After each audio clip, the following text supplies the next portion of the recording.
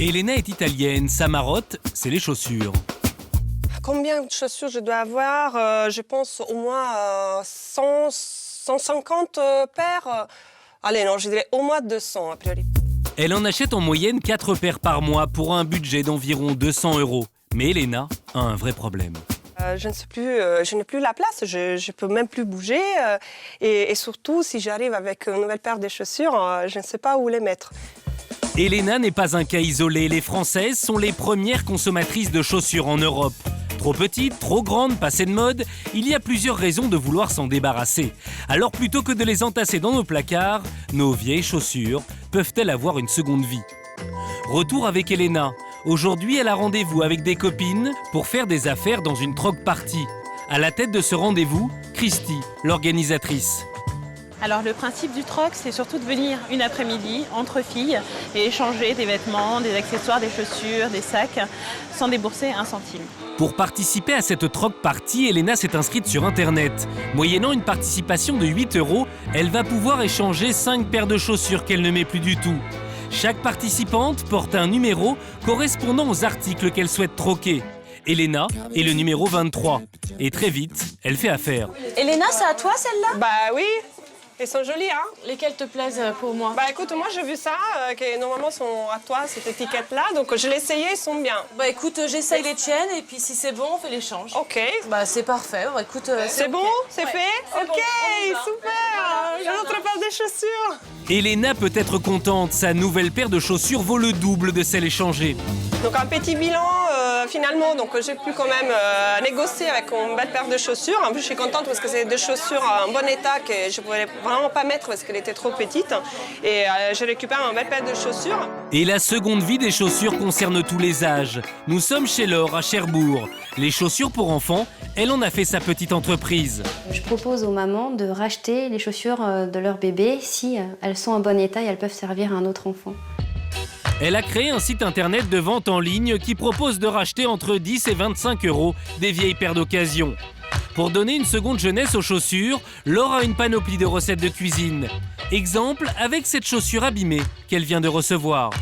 En fait, pour nettoyer le cuir, on a donc soit le lait démaquillant, soit le lait de toilette pour bébé, ou soit le blanc d'œuf battu en neige. Le blanc d'œuf battu en neige sert à éliminer les taches et à faire briller les cuirs gras. Et pour masquer l'usure de la chaussure, Je vais mettre un petit peu de rénovateur pour essayer de récupérer un peu tout ce qui est râpé sur le devant. le rénovateur, c'est du cirage un peu plus concentré que l'on trouve chez les cordonniers. Au bout de 4 ou 5 couches, le résultat est plus que surprenant. Pour nettoyer les chaussures en daim et en toile, Laure a une astuce. Diluer des paillettes de savon de Marseille dans de l'eau et frotter avec une petite brosse. Là aussi, le résultat est bluffant. Donc là, le daim qui est complètement uniforme, prête à vivre une seconde vie. Enfin, pour faire briller les cuirs vernis, utilisez un ingrédient que l'on trouve dans toutes les cuisines. Alors, un petit peu d'huile d'olive pour redonner tout le côté brillant. Laure peut ainsi proposer sur son site des chaussures d'occasion qui ont l'air toutes plus neuves les unes que les autres. Mais acheter sur Internet peut aussi réserver de mauvaises surprises. Pierre, un amateur de basket, en a fait les frais. Je les ai reçus chez moi, c'est vrai que c'était un peu petit. Du coup, je les ai jamais portées, vous voyez, elles sont nickel, parfaites. Plutôt que de les jeter, Pierre a trouvé une solution. Il se rend dans un dépôt-vente exclusivement dédié à la basket. Dans ce lieu unique en Europe, 1300 paires d'occasion sont disponibles à la vente. Et voici comment sont fixés les prix. Donc là, sur cette paire-là, par exemple, le client l'avait acheté 90 €. Et en appliquant notre marge de 20%, ça la met en vente à 117 €. C'est 20% moins cher qu'un modèle neuf pour un coloris n'existant même pas en France. Et si Pierre n'arrive pas à les vendre, il devra s'acquitter de quelques frais. On lui prendra 10 € pour l'exposition, tout simplement. Pour être exposée en rayon, la chaussure reçoit le même traitement que les autres baskets du dépôt-vente, la mise sous plastique. Avec ce revêtement, elle semble comme neuve. Mais certains préfèrent garder leurs vieilles chaussures. C'est le cas de Véronique, et elle a trouvé une autre solution. Aujourd'hui, elle a rendez-vous avec une créatrice de mode pour apprendre à customiser ses escarpins. Je veux plus de ces chaussures parce qu'en fait, je les trouve trop rétro et je trouve que la mode rétro est un peu en train de passer. Et notre styliste ne va pas chercher bien loin son inspiration. On pourrait faire une histoire d'étoiles, parce que je vois que vous les avez sur votre jupe. C'est vrai. Ça pourrait tout à fait aller. Ça vous plairait? Et customiser une chaussure est à la portée de tout le monde. Il suffit d'avoir quelques accessoires et un peu d'imagination.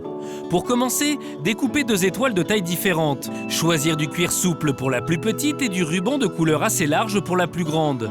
Coller les 2 étoiles l'une sur l'autre et fixez-les à la chaussure à l'aide du fil et d'une aiguille. Mais si votre chaussure est trop épaisse, il existe une autre solution. Mais vous pouvez aussi la coller à la colle néoprène. Vous en collez les 2 parties. Vous attendez 5 minutes que ça commence vraiment à limite prendre. Et là, vous collez, vous laissez 20 minutes tranquillement. Pour moins de 5 €, Véronique a customisé ses escarpins pile dans la tendance du moment. Je suis très contente, je trouve que le résultat est assez bluffant parce qu'elles étaient tristes à mourir avant et là, je suis vraiment contente de la petite touche de fluo et puis surtout du côté asymétrique. Troquer, customiser, vendre ou réparer, il existe plusieurs façons de donner une seconde jeunesse à ces vieilles chaussures. Alors un petit conseil, ne les laissez plus dormir au fond de votre placard.